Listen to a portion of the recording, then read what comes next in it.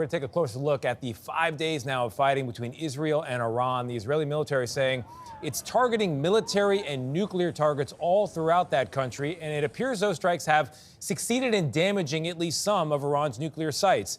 But here's the question. Is that enough to achieve Israel's stated goal of preventing Iran from ever achieving a nuclear weapon? That's the bigger question. At the moment, international journalists are unable to enter Iran, but our Holly Williams has managed to get all the way to the Iran-Iraq border.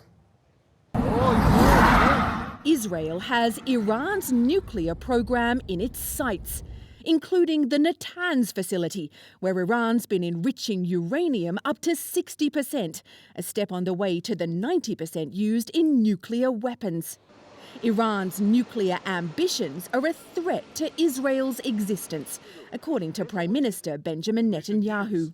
Iran has produced enough highly enriched uranium for 9 atom bombs. 9. But experts say Israel's war will be in vain unless it destroys the Fordow nuclear site, where Iran is also enriching uranium while denying any intention of building a bomb.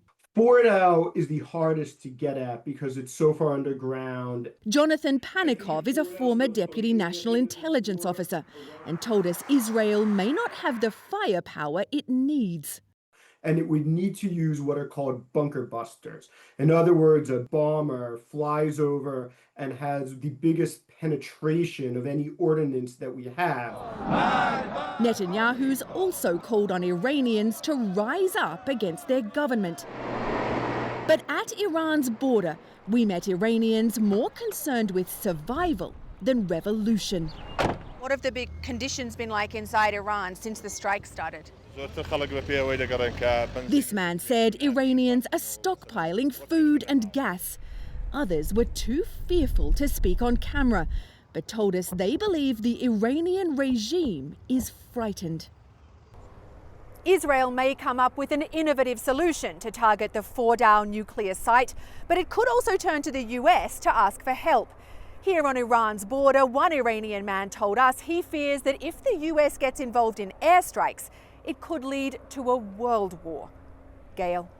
All right, Holly Williams reporting from Iraq. Thank you.